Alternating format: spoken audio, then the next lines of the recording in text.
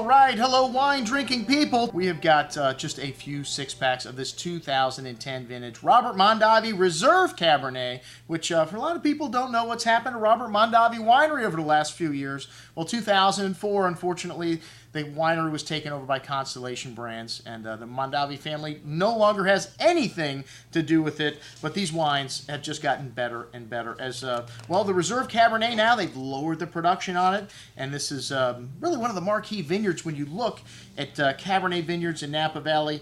This wine vineyard is the To Kalon Vineyard I'm talking about, and Robert Mondavi, when he decided he needed to set out on his own, well, they had the big fight, he and his brother, with the Krug Winery.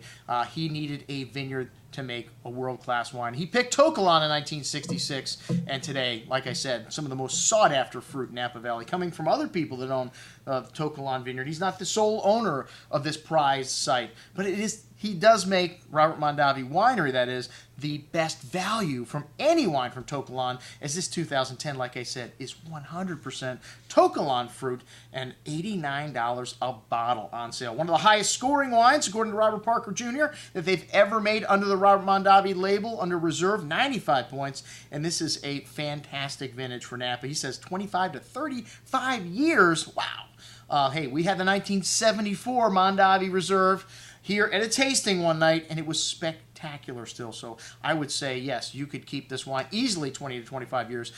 I like my California Napa Valley Cabernets 10 to 15 years old. That's when they really start to peak, so you don't have to keep it that long. 2010, though, was a cooler vintage, and what that means in Napa, because it's really warm in Napa. So when they say cooler, that doesn't mean it's a cold year, but cooler than normal, so the wines have got bright acidity. That's one of the things that help these wines age. This 2010 Mondavi Reserve, just six packs, is all we have in stock. That's why we had to send this out on an off day. We don't like to do that. Like, wine's still sold out. As soon as you hit the button, somebody responds and they go, sorry, we're sold out. So we're going to limit this to just 3 bottles per person so we can, I know, we never do that. But we only have six packs. So we only get it out to at least 12 different customers. Hey, if you just want 1 bottle, you're happy to take that. And if you want more than 3, let us know, because we may be able to get more. I don't want to say this is the last of the 10, but it could be the last of the 10. There's more coming in, but I would say a lot of times our distributor tells us it's 10, but it could be 11, which is very different vintage in Napa Valley. 10, outstanding vintage. 11, a little difficult, not so outstanding.